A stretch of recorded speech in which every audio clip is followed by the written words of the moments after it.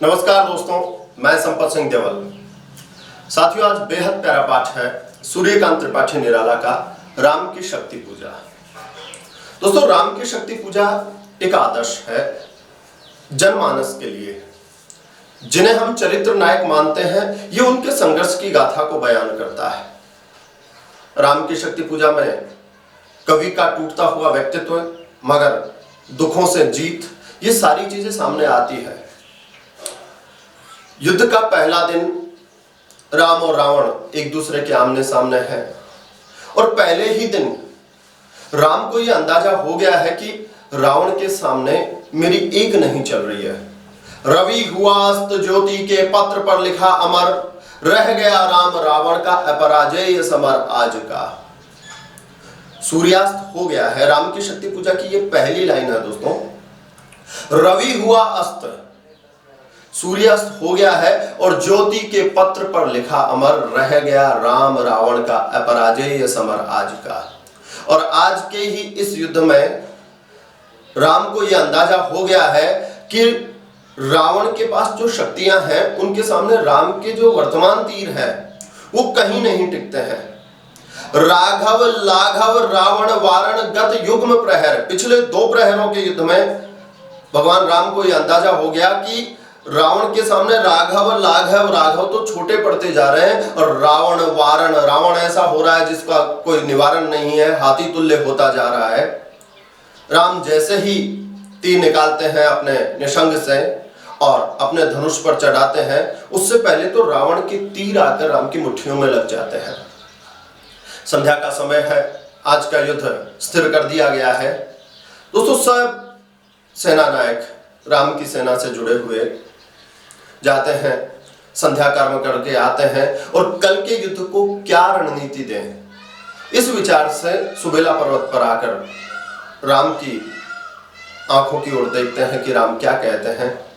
वहां कवि ने राम का वर्णन किया है कि धनुष की डोरी ढीली है, जटाएं बिखरी हुई है और सब जो है राम की ओर ये विचार करके देख रहे हैं कि राम बोले क्या।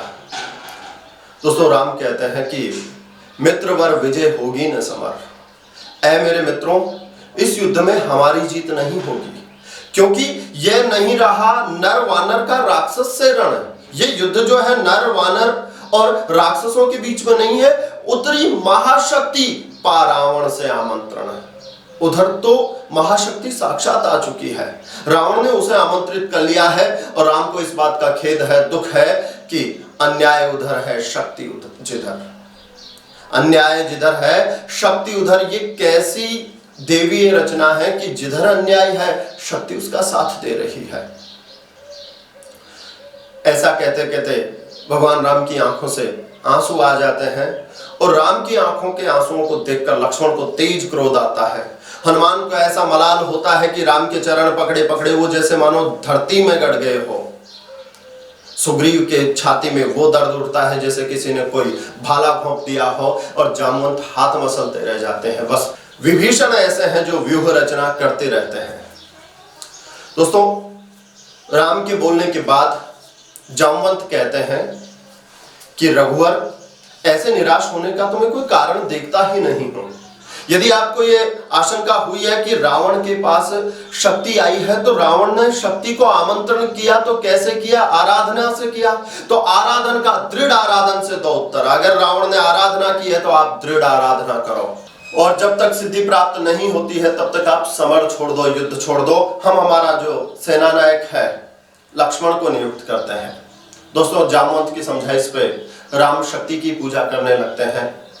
हर दिन राम अपनी कुंडलिनियों को जागृत करते हैं। कुंडलिनियां जागृत करना दोस्तों हठ योग का एक दर्शन है, इसलिए राम की शक्ति पूजा पर याद रखना, निराला की राम की शक्ति पूजा पर नाथवाद या हठ योग का प्रभाव है। आज वो अंतिम दिन है, अंतिम मंत्र है और राम हर मंत्र के साथ एक नीलकमल चढ़ाते जाते हैं। दोस्तों, जैसे ही अंतिम मंत्र का जाप करते हुए राम देखते हैं कि जिस पात्र में पुष्प रखे हुए थे वहां तो रिक्त स्थान है। राम बड़े निराश हो जाते हैं और कहते हैं कि धिक जीवन जो पाता आया सदा ही विरोध, धिक्कार है ऐसे जीवन को जिसमें मैं सदैव विरोध पाता रहा। दोस्तों, राम के मुंह से ही निराला भी बोलता है। कई बार ये प्रश्न पूछा जाता है कि निराला ने अपने कौन से रचना के कौन से पात्र के साथ अपना जीवन साहचर्य किया है, तो राम की शक्ति पूजा में निराला ने राम के साथ ये अपनी बात कही है।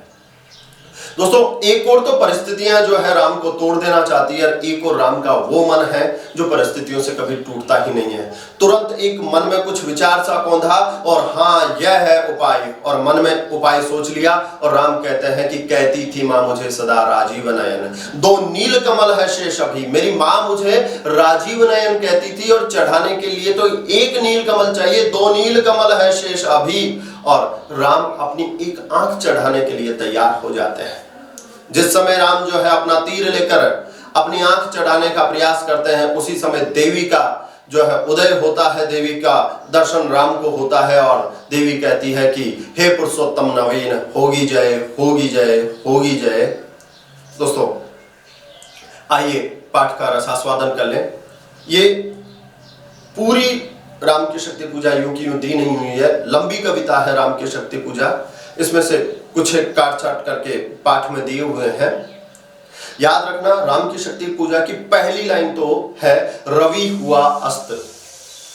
यहां पाठ में जो दी गई है वो है अमानिशा उगलता गगन घन अंधकार, खो रहा दिशा का ज्ञान, स्तब्ध है पवन चार। अमानिशा, अमावस्या की तो रात है, और उगलता गगन घन अंधकार, और अमावस्या की रात को ऐसा लगता है कि जैसे उगलता गगन घन अंधकार, इस घने अंधकार को आकाश उगल रहा है। मित्रों, एक चीज याद रखना, मानवीकरण अलंकार जो है छायावाद में प्रबल हुआ था, तो यहां मानवीकरण अलंकार भी है, जैसे कवि कल्पना करवा रहा है, और उत्प्रेक्षा का ही एक सब्स्टिट्यूट मानवीकरण आया।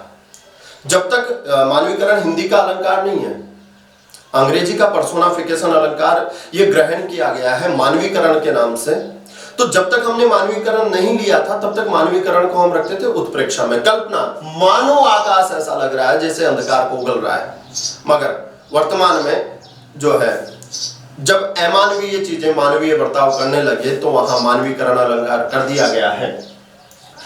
अमानिशा उगलता गगन घन अंधकार, खो रहा दिशा का ज्ञान।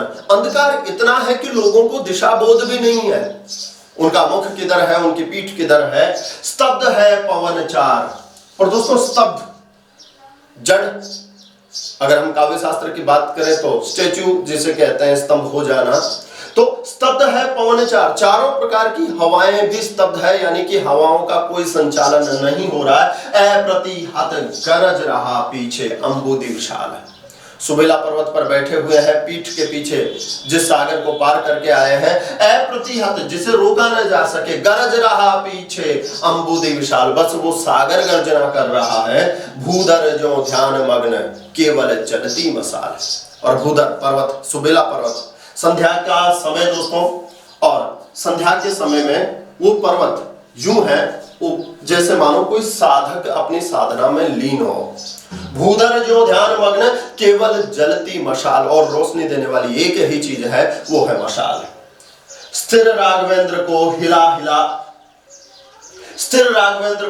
रहा फिर शन से, रह उठता जग जीवन में रावण जय भय। देखिए विशेषण, यद्यपि राम बड़े अविचलित है, राम विचलित नहीं होते हैं। स्थिर राघवेंद्र को, जो सदैव स्थिर है, किसी भी चीज से जो अस्थिर नहीं होते, विचलित नहीं हो रहे, मगर आज स्थिर राघवेंद्र को हिला रहा फिर संशय। राम के मन में एक संशय बार बार आता है, रह उठता जग जीवन में रावण जय भय। बार बार ये विचार आता है कि कहीं ऐसा ना हो कि इस जगत में रावण की जीत हो जाए। ये रावण की जीत का भय राम के मन में संशय पैदा कर देता है, और राम का स्थिर भाव अस्थिर हो जाता है अमानिशा उगलता गगन घन अंधकार, खो रहा दिशा का ज्ञान, स्तब्ध है पवन चार। अप्रतिहत गरज रहा पीछे अंबुधि विशाल, भूधर ज्यों ध्यान मग्न केवल जलती मसाल। स्थिर राघवेंद्र को हिला रहा फिर संशय, रह उठता जग जीवन में रावण जय भय। जो नहीं आज तक हृदय रिपु दम में श्रांत, एक भी अयुत लक्ष्य में जो रहा दुराक्रांत, कल लड़ने को हो रहा विकल वह बार बार, असमर्थ मानता उद्यतता को मन हार हार। जो नहीं रहा हृदय आज तक रिपु दम में श्रांत, जिस राम का हृदय रिपुओं का दमन करते समय, शत्रु दमन करते समय आज तक श्रांत यानी थका नहीं, जो एक भी, चाहे राम अकेले रहे हो और सामने अयुत, दोस्तों अयुत का अर्थ लिख लें 10,000 या लक्ष्य यानी लाख, सामने चाहे 10,000 हो चाहे लाख हो, राम अकेले रहे हो मगर जो रहा दुराक्रांत, जो आक्रमण में पीछे नहीं हटा हो, जिसमें भय नहीं आया हो, कल लड़ने को हो रहा विकल है। दोस्तों कल और विकल में सभंग यमक अलंकार है, मगर वही मन जो 10,000 से लाखों से नहीं घबराता था, आज राम के मन में यह संशय राम को विचलित कर जाता है और कल लड़ने को हो रहा विकल, कल के युद्ध के बारे में व्याकुलता आ रही है, बार बार असमर्थ मानता मन उद्यत हो हार हार। और दोस्तों मन में हार को ग्रहण करने का जो है स्वीकार्य भाव धीरे धीरे आने लगा है। कल के युद्ध को लेकर वो बार बार व्याकुल हो रहे हैं और कल मैं युद्ध में असमर्थ रहूंगा, ऐसा मन जो है मानने लगा है और मन के हारे हार है, मन के जीते जीत। राम के मन में आज का युद्ध एक डर घर कर जाता है कि कहीं ऐसा नहीं हो कि कल खबर यह आए कि रावण जीत गया। कल कुछ एक साथियों ने कहा था कि सर आप जब पूरा पद पढ़ा दो तो पद का जो भाव है एक साथ बोल दिया करो। तो अंधकार की रात्रि है और अंधकार इतना बढ़ता जा रहा है, यूं लग रहा है जैसे मानो आकाश से ही अंधकार उगला जा रहा है। लोगों को अंधकार के कारण दिशा बोध भी नहीं है, हवा जो है किसी भी प्रकार की हवा चल नहीं रही है, बस एक स्वर आ रहा है तो वो सागर का आ रहा है, सागर लगातार गरजता जा रहा है। पर्वत की ओर नजर जाती है तो पर्वत ऐसा लगता है जैसे मानो संध्या का समय है तो कोई साधक ध्यान में मग्न बैठा हो, रोशनी देने के लिए एक मसाल जल रही है। राम जो बड़े स्थिर है वो आज स्थिर नहीं है, अस्थिर हो गए हैं और बार बार मन में कल रावण जीत न जाए ये डर जो है राम को अस्थिर कर जाता है। राम संशय में गुजार देते हैं। जो हृदय आज तक अकेला होने पर भी दसियों हजार लाखों से भी नहीं भयभीत हुआ, कल के युद्ध को लेकर बार बार व्याकुल हो जाता है और मन में डर एक घर कर जाता है कि कहीं ऐसा नहीं हो कल रावण जीत जाए। मित्रों, संध्या के समय रणनीति बनाने का जो समय था, राम एक शिला पर बैठे हैं, लक्ष्मण बगल में है, हनुमान उनके पद चाप रहे हैं, साथ में सुग्रीव, विभीषण, अंगद, जामवंत, अन्य सेनानायक सभी खड़े हैं। सब लोग ये चाहते हैं कि राम कल के बारे में क्या राय देंगे, कल के युद्ध को लेकर क्या रणनीति रहेगी। और कवि लिखता है कि कुछ क्षण तक रहकर मौन, राम कुछ पल तो मौन रहते हैं और फिर सहज निज कोमल स्वर, और फिर सहज रूप से ही जो बड़े कोमल बोलते हैं, अपने कोमल स्वर से कहना प्रारंभ करते हैं कि मित्रवर विजय होगी न समर। कहां तो सब लोग ये विचार रहे थे कि कल युद्ध कैसे होगा, नई रणनीति आएगी, और कहां राम जो है बड़े निराश कर देने वाले शब्द बोलते हैं कि मित्रवर विजय होगी न समर, क्योंकि यह नहीं रहा नर वानर का राक्षस से रण। हमें लगता है कि मैं नर और मेरे साथ देने वाले मेरे सैनिक वानर और उधर राक्षस, तो यह नहीं रहा नर वानर का राक्षस से रण। ये नर वानर और राक्षसों के मध्य का रण ही नहीं रहा है, उत्तरी पा महाशक्ति रावण से आमंत्रण। उधर रावण की ओर देखो, महाशक्ति ने रावण का आमंत्रण प्राप्त कर लिया है और युद्ध में रावण की ओर से लड़ने के लिए साक्षात शक्ति ही आ गई है। शक्ति से लड़े कौन? अन्याय जिधर है उधर शक्ति। दोस्तों, ये कोट करने लायक पंक्ति है वर्तमान परिप्रेक्ष्य में भी, तब भी और हमेशा। ये कैसी पराकाष्ठा है, ये कैसी विडंबना है कि जिधर अन्याय है शक्ति उधर है। कहते छल छल हो गए नयन, ऐसा कहते कहते राम की आंखें छलछला आती है और कुछ बूंद पुनः ढल की त्रिग जल, और कुछ एक बूंदे जो है फिर से आंखों के जो है आंसू वो ढलकने लगते हैं और रुक गया कंठ। राम बोलना चाहते हैं मगर रुदन अवस्था होने के कारण राम का कंठ अवरुद्ध हो जाता है, रुक गया कंठ। कुछ क्षण तक रहकर मौन सहज निज कोमल स्वर, बोले रघुमणि मित्र विजय होगी न समर। यह नहीं रहा नर वानर का राक्षस से रण, उतरी पा महाशक्ति रावण से आमंत्रण। अन्याय जिधर है उधर शक्ति, कहते छल छल हो गए नयन, कुछ बूंद पुनः ढल के दृग्जल, रुक गया कंठ। मित्रों, अपने आदर्श अपने सेना नायक को यूं टूटता हुआ देखकर सेना में और संपूर्ण लोगों में खलबली सी मच जाती है। राम की आंखों में आंसू देखकर चमका लक्ष्मण तेज प्रचंड, धस गया धरा में कपि कहे युगपद। मसक दंड स्थिर जम्मुआन, समझते हुए जो सकल भाव। व्याकुल सुग्रीव हुआ और मैं जो विषम घाव, निश्चित सा करते हुए विभीषण कार्यक्रम। मौन में रहा यूं स्पंदित वातावरण विषम। जैसे ही राम की आंखों से आंसू छलकते हैं तो चमका लक्ष्मण का तेज प्रचंड। लक्ष्मण के जो चेहरे पर है क्रोध के भाव तेज से आ जाते हैं और धस गया धरा में कपि। दोस्तों, धरा में धसना, लज्जा के कारण जमीन में गिर जाना। तो हनुमान मेरे रहते हुए मेरे स्वामी रो रहे हैं तो हनुमान को खुद पर इतनी जो है ग्लानि हुई, लज्जा आई कि धस गया धरा में कपि। कपि यहां हनुमान के लिए आया है। गह युग पद, युग यानी दोनों, पद यानी पैर। राम के दोनों पैर पकड़ते हुए हनुमान ने अपनी नजरें जमीन पर ऐसे गड़ा ली जैसे मानो वो जमीन में ही गड़ गए हो। मसक दंड, दोस्तों मसक यानी होता है मसलना, दंड भुजाओं को उपमान देता है, भुज दंड तो हथेली मसलना, हाथ मसलना, दोस्तों पश्चाताप करना। तो मसक दंड स्थिर जामवान, जामवंत अपनी हथेलियां मसलते हुए एक जगह पे ही स्थिर है, समझते हुए जो सकल भाव। और जैसे सारे भावों को वो समझने का प्रयास कर रहे हैं।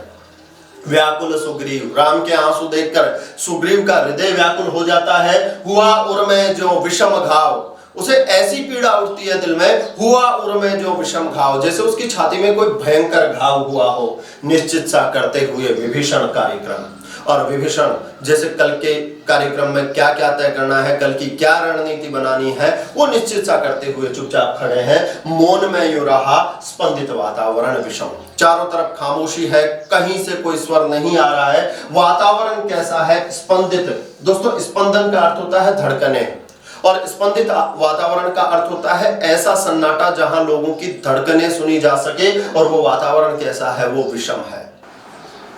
निज दल के सभी सदस्यों को ऐसा उदास देख राम, जो थोड़ी सी देर के लिए विचलित हुए थे, निज सहज रूप संयत हो जानकी प्राण बोले। जो सहज रूप से ही संयमित रहते हैं, निज सहज रूप संयत हो जानकी प्राण बोले, आया न समझ में यह देव विधान। देखो दोस्तों, हमने प्रत्यय पढ़े हैं, एक तो होता है देवी और ये है देव प्लस ई, ए का आई हो जाएगा और शब्द है देवी। देवी का अर्थ है ईश्वरीय। तो आया न समझ में यह देवी विधान, रावण अधर्म रत भी अपना। ये ईश्वर का कैसा विधान है कि जो रावण अधर्म में लीन है वो अपना और मैं अपर, मैं पराया।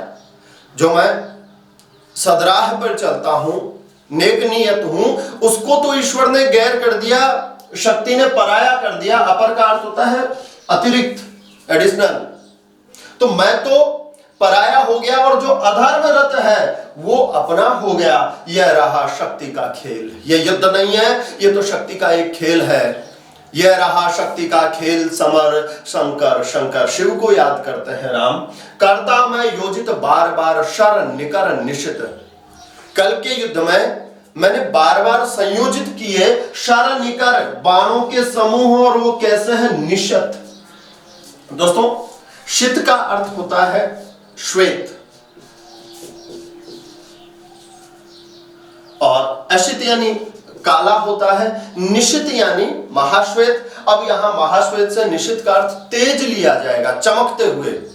मैं बार बार चमचमाते हुए, शर, शर यानी बाण और निकर यानी समूह है, तो मैं बार बार बाणों के समूह को योजित करता हूं, और वो बाण कैसे की हो सकती है यह संस्कृति जिनसे संपूर्ण विजय, संस्कृति यानी संसार, ऐसे तीर समूह है मेरे पास कि जिनसे मैं संपूर्ण सृष्टि को जीत सकता हूं। जो तेज पुंज, ये जो शब्द अपने बाणों के लिए आया है, जो तेज का समूह है, सब सृष्टि की रक्षा है जिनका विचार, और मेरे बाण किसी को मारने के लिए नहीं बने हैं। राम कह रहे हैं संस्कृति की रक्षा है जिनका विचार, जिनका मकसद है संसार की रक्षा करना है, जिनमें निहित पतन, और जिनमें पतन शामिल है किसका, घातक संस्कृति अपार, जो संस्कृति के लिए घातक है उनका पतन कर देने वाले जो तीर है वो मैं बार बार योजित करता हूं, मगर शक्ति के सामने उन तीरों की एक न चली। राम अपनी बात बताते हैं, सहज रूप से संयमित होकर कहते हैं कि ईश्वरीय विधान मेरे समझ में नहीं आया। ईश्वर का विधान तो ये होता है कि सत्य के साथ रहे,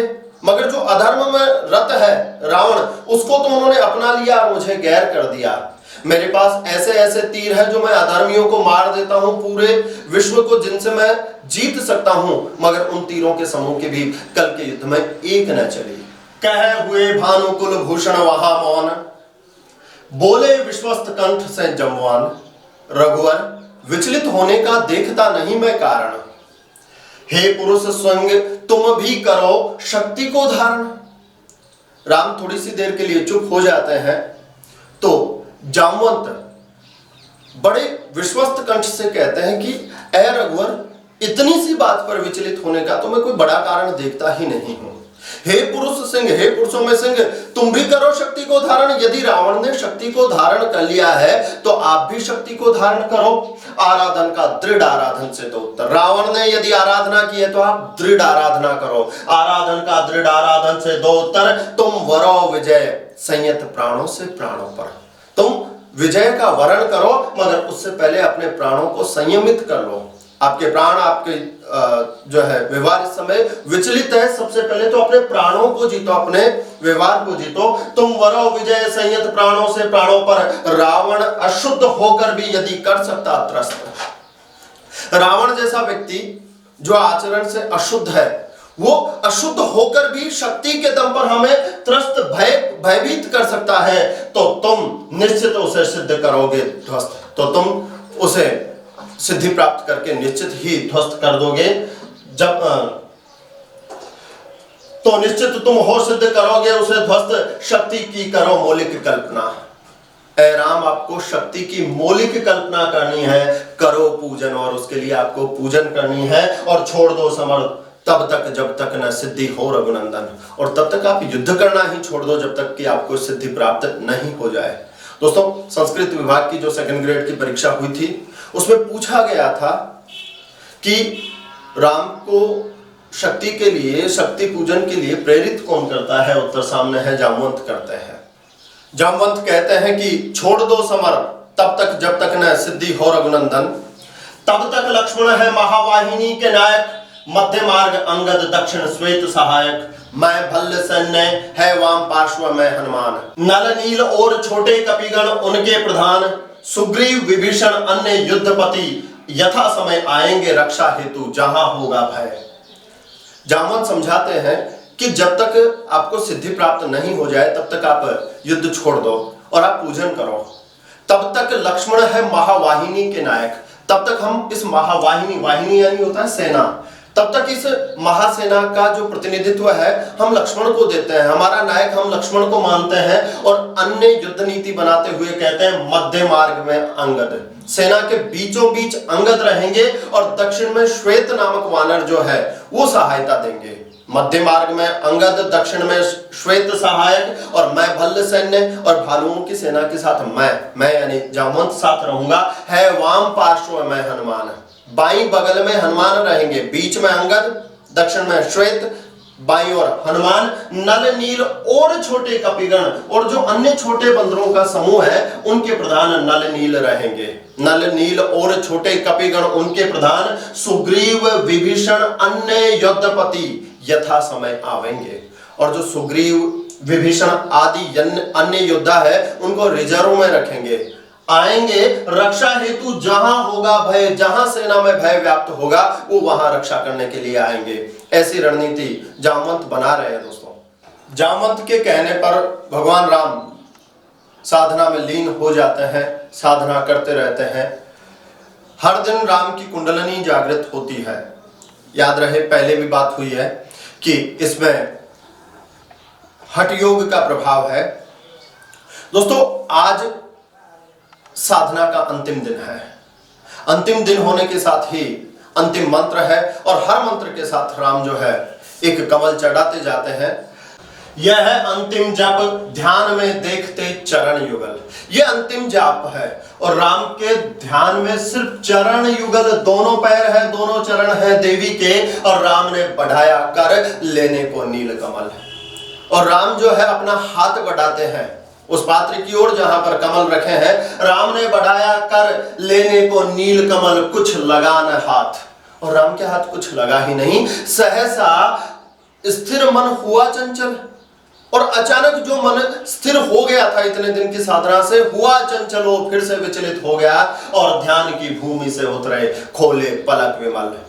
आंखें बंद करके साधना कर रहे थे, ध्यान की भूमि से उतरे और खोले पलक विमल। अपने विमल पलकों को खोलते हैं और देखा वहां रिक्त स्थान, और देखते हैं कि जहां पर फूल थे वहां रिक्त स्थान। दोस्तों, देवी जो है राम की परीक्षा लेने के लिए हंस उठा ले गई पूजा का फूल। वो हंसकर वो पूजा का पुष्प ले जाती है कि देखिए राम क्या करते हैं, राम की बुद्धि यहाँ पर कैसा निर्णय लेती है। और देखा वहां रिक्त स्थान, यह है जप का पूर्ण समय। और ये जप का पूर्ण समय था। आसन छोड़ना है सिद्धि। अगर यहाँ से उठकर जाऊं और नया कमल ले आऊं तो आसन छोड़ने से सिद्धि नहीं, आसन छोड़ना सिद्धि। और भर गए नयन द्वे, और ऐसा करके राम की दोनों आंखें भर जाती है। नयन द्वे में द्विगु समास है दोस्तों। भर गए नयन द्वे, और राम के मन से एक उद्गार निकला कि धिक जीवन को पाता ही आया सदा विरोध, धिक साधन जिसके लिए सदा ही किया शोध। मगर दोस्तों, ये जो पंक्तियां हैं ये राम के मुंह से निराला की व्यक्तिगत जीवन संबंधित पंक्तियां हैं, इन्हें याद रखना। धिक जीवन को पाता ही आया है विरोध, ये राम ने कही है, मगर दशा किसकी है? ये निराला की व्यक्तिगत दशा भी ऐसी ही है। जानकी हाय उद्धार प्रिया का हो न सका। राम के मन से एक उद्गार निकला, जानकी हाय उद्धार प्रिया का हो न सका, धिक जीवन को पाता ही आया है विरोध। राम कहते हैं ऐसे जीवन को धिक्कार जिसमें सदैव विपरीत परिस्थितियां रही। निराला के भी यही रही। धिक साधन जिसके लिए सदा ही किया शोध, उन साधनों को भी धिक्कार है जिनके लिए मैं हमेशा शोधरत रहा। दोस्तों, निराला अपनी जीविकोपार्जन के लिए साधना कविताओं को अपनाते थे। वो सुबह इस उम्मीद में कविता भेजते थे कि ये छप जाएगी तो कुछ पैसे आएंगे, मगर शाम को कविता लौटती ही नहीं। उस पर एक ठप्पा और लगा आता कि ये छपने योग्य नहीं है, ये अश्लील कविता है। जूही की कली को लेकर आपको वो प्रसंग पता होगा। तो धिक जीवन को पाता ही आया है विरोध, धिक साधन जिसके लिए सदा ही किया शोध, जानकी हाय उद्धार प्रिया का हो न सका। वह एक और रहा मन, एक और तो परिस्थितियां ऐसे विकट है, और वह एक और रहा मन राम का जो न थका, जो न जानता दैन्य, जो नहीं जानता विनय। और दूसरी ओर राम का वो उत्साही मन है, चाहे परिस्थितियां कैसी हो, वो न थकना जानता है, न दीनता जानता है, न विनय जानता है। कर गया भेद माया आवरण, ये माया का आवरण ही तो था, इसका भेद कर गया राम का मन, और प्राप्त कर जय, और इन परिस्थितियों पर भी जीत कर लेता है। मित्रों, जब माया अपने आवरण में राम को समेटना चाहती है तो राम की बुद्धि ऐसी है जो न दीनता जानती है, न थकना जानती है, न परास्त होना जानती है। तुरंत राम के मन में कुछ विचार आता है। जो बुद्धि हत हो गई थी, जो चेतना हत हो गई थी, बुद्धि के दुर्ग पहुंचा विद्युत गति हत चेतन। तुरंत बिजली की चमक की भांति राम के बुद्धि में एक विचार पौंधता है, और राम में जगी स्मृति, राम को कुछ याद आता है। हो गए सजग पा भाव प्रमन, और राम सजग हो जाते हैं प्राप्त करके। कैसे? प्रेमन, प्रसन्न चित्त करने देने वाले भावों को प्राप्त करके राम वापस सजग हो जाते हैं। और हाँ, यह है उपाय इन परिस्थितियों पर विजय प्राप्त करने का।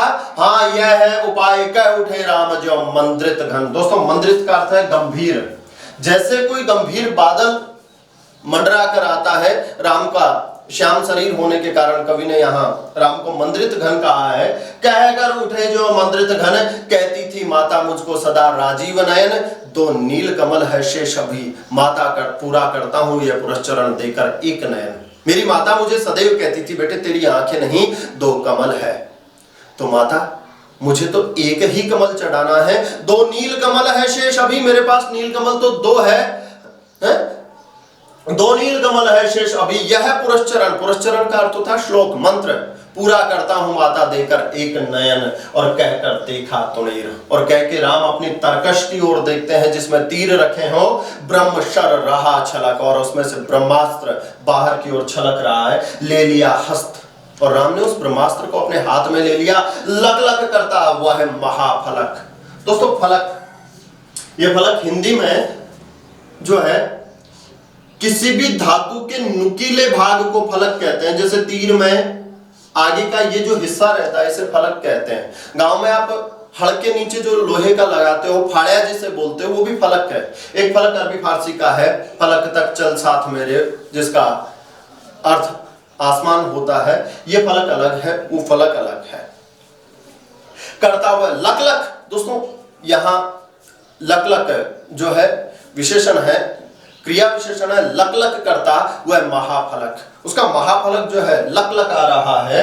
ले लिया अस्त्र वाम कर, अब उस ब्रह्मास्त्र को बाएं हाथ में ले लिया है। ले लिया अस्त्र वाम कर, और दक्षिण कर दक्षिण लोचन, और दायां हाथ दाईं आंख पर लगा लिया है। राम अपनी दाईं आंख निकालने को तैयार हो जाते हैं, और ले लिया अर्पित करने को उद्यत हो गए सुमन, और वो फूल चढ़ाने के लिए राम तैयार हो जाते हैं। जिस क्षण बंध गया बेदने को दृढ़ निश्चय, जिस समय ये तय कर लिया कि मैं अपनी आंख को बेद डालूंगा, निकाल डालूंगा, कांपा ब्रह्मांड, ब्रह्मांड कांपता है, और हुआ देवी का त्वरित उदय, और देवी तुरंत प्रकट हो जाती है।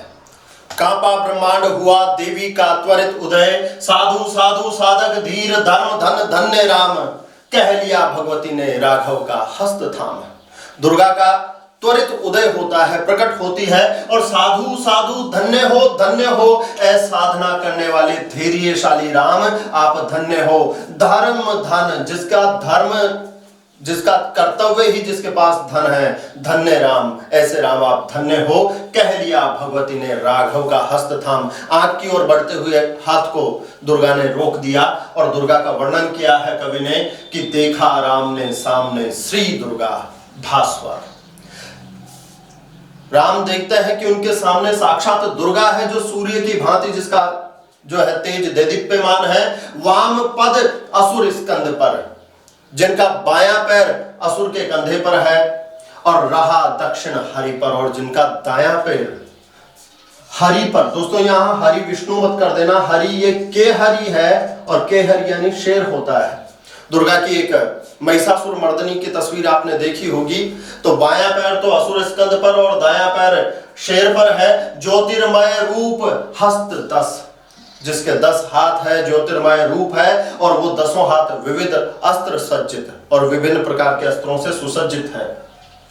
मंद स्मित, मुख पर मंद मंद मुस्कुराहट है, और लख हुई विश्व की श्री लज्जित, और उनकी मुस्कान को देखकर विश्व की तमाम श्री वैभव वो लज्जित हो जाता है। ऐसी मां दुर्गा की मुस्कान है दक्षिण में लक्ष्मी सरस्वती वाम भाग। दुर्गा के दाईं ओर लक्ष्मी है, बाईं ओर सरस्वती है, और फिर दाईं ओर गणेश और कार्तिकेय, बाईं रण रंग राग, और बाईं ओर कार्तिकेय है जो रण में रंग जमा देने वाले हैं। मस्तक पर शंकर, और जिनके शीर्ष पर भगवान शिव है। पद पद्मों पर श्रद्धा भर हुए प्रणत, और उनके पद पद्म, पद रूपी कमलों पर, दुर्गा के पद चरण कमलों पर श्रद्धा से भरकर श्री राघव हुए प्रणत। राम झुक जाते हैं मंद स्वर वंदन कर, मंद मंद स्वर में वंदना करते हुए, और होगी जय ऐ पुरुषोत्तम नवीन, कह महाशक्ति राम के वदन में लीन हुई। और ऐ राम तुम्हारी जीत होगी, ऐसा कहकर वो महाशक्ति राम के मुख में लीन हो जाती है, और राम रावण पर विजय प्राप्त कर जाते हैं। दोस्तों मित्रों, होगी जय हे पुरुषोत्तम नवीन, इस टाइटल के साथ सुरबाला जिनकी कहानी निर्वासित है, उनकी कहानी भी है दोस्तों। तो ये याद रखना, होगी जय हे पुरुषोत्तम नवीन नाम से कहानी किसकी है? इस नाम से सुरबाला की कहानी है दोस्तों। धन्यवाद साथियों।